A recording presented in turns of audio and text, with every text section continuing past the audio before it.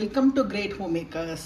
இன்னைக்கு சம்மர் ஸ்பெஷலில் குழம்பு வடாம், அதாவது பூசணிக்காய் வடாம் தான் பார்க்க போகிறோம்.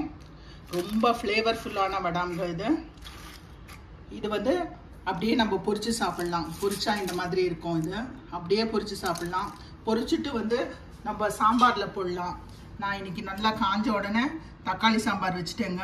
அவ்வளோ ஃப்ளேவர்ஃபுல்லான சாம்பார். இது நல்லா ஊறிடும் சாம்பாரில் போடும்போது. அதை தவிர நீங்கள் கத்திரிக்காய் கூட்டு, பூசணிக்காய் கூட்டு, வெத்த குழம்பு எல்லாத்துலேயுமே இந்த வடாம் யூஸ் பண்ணலாம். இது எப்படி பண்ணுறதுன்னு நம்ம இப்போ பார்க்கலாம். வடாம், அதாவது பூசணிக்காய் வடாத்துக்கு என்ன வேணும்னு பார்த்துடலாம். 1/4 கிலோ உளுத்தம்பருப்பு, 2 டேபிள் ஸ்பூன் கடலைப்பருப்பு நல்லா 2 தடவை வாஷ் பண்ணி ஒரு 1 hour நல்லா ஊற வச்சு எடுத்து வச்சுருக்கேன். பூசணிக்காய், ஃப்ரெஷ் பூசணிக்காய் ஒரு 300 கிராம்ஸ். இந்த மாதிரி ஒரு பெரிய பத்தை வந்து கரெக்டாக இருக்கும். காரத்துக்கு வந்து ரெட் சில்லிஸ் ஒரு 15லேருந்து 20, உப்பு, பெருங்காயப்பொடி, கொத்தமல்லி நல்லா 2 கை கொத்தமல்லி. இதுதாங்க நம்ம குழம்பு வடாத்துக்கு தேவை. பூசணிக்காயை இந்த மாதிரி நல்லா துருவி எடுத்து வச்சாச்சு. உளுத்தம்பருப்பை தண்ணி இல்லாமல் நல்லா வடிச்சுக்கணுங்க. நம்ம இந்த பூசணிக்காயை போட்டு தான் அரைக்க போகிறோம். பூசணிக்காயில் இருக்கிற தண்ணியை விட்டு நம்ம வந்து இந்த உளுந்தை வந்து அரைக்கலாம். ஃபஸ்ட்டு ஒரு மிக்சி ஜாரில் நம்ம எடுத்து வச்ச மிளகா வத்தல், இது நம்ம கிரைண்டரில் போட்டால் அது சரியாக அரைக்காது. ஸோ நம்ம மிக்சியில் அரைச்சிட்டு அப்புறமா அதை வந்து நம்ம அரைக்கும் போது சேர்த்துக்கலாம். தேவையான அளவு உப்பு,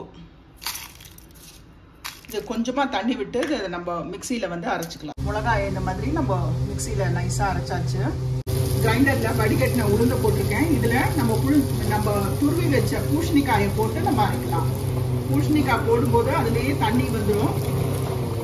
உளுத்தம்பருப்பும் பூசணிக்காயும் நல்லா அரைப்பட்டு இருக்கு.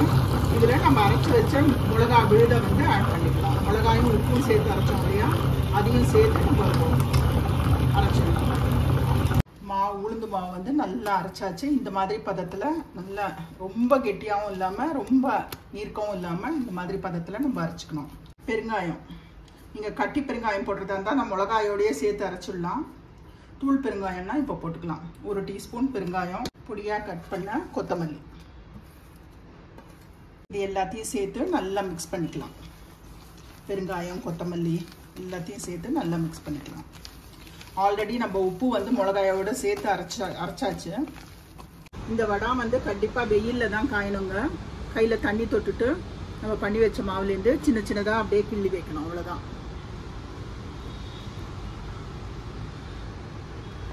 பிளாஸ்டிக் ஷீட் போட்டிருக்கேன்.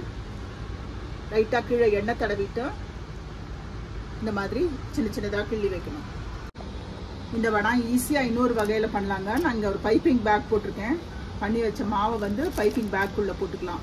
உங்கள் வீட்டில் பால் கவர் இருந்தாலோ இல்லை எண்ணெய் கவர் வாங்கிட்டோ, எண்ணெய் கவர் இருக்கும் இல்லையா, அதில் கூட நீங்கள் இந்த மாதிரி நீங்கள் பண்ணலாம். மாவை ஃபில் பண்ணிவிட்டு மேலே வந்து ஒரு ரப்பர் பேண்ட் போட்டுக்கிறோம்.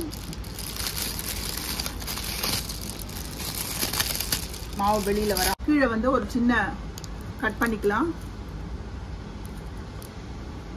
பைப்பிங் பேக்லேருந்து இந்த மாதிரி சின்ன சின்னதாக நம்ம கேக்குக்கெலாம் பைப் பண்ணுற மாதிரி பண்ணிடலாங்க. கையே படாமல் ஈஸியாக அப்படியே பண்ணிடலாம். குழம்பு வடாமெல்லாம் போட்டு முடிச்சாச்சுங்க. சூப்பராக நல்லா இது 3 நாளைக்கு காயணும். காஞ்சப்புறமா நம்ம பார்க்கலாம். வடாம் வந்து வெயிலில் 3 நாள் நல்லா காஞ்சாச்சு. சத்தம் கேட்குறதா உங்களுக்கு? இந்த அளவுக்கு நல்லா காய வைக்கணும். அப்போ தான் வந்து இது ரொம்ப நாளைக்கு நல்லாயிருக்கும். ஒரு ட்ரையான ஒரு கண்டெய்னரில் நம்ம ஸ்டோர் பண்ணி வச்சுக்கலாம். பாருங்கள், நல்ல வெள்ளை வெள்ளையர்னு வந்திருக்கு. இந்த குழம்போட ரெசிபி உங்களுக்கு கண்டிப்பாக யூஸ்ஃபுல்லாக இருக்கும்னு நினைக்கிறேன். நீங்கள் ட்ரை பண்ணி பார்த்துட்டு உங்கள் கமெண்ட்ஸை சொல்லுங்கள். Like, share, subscribe to this channel. Thank you.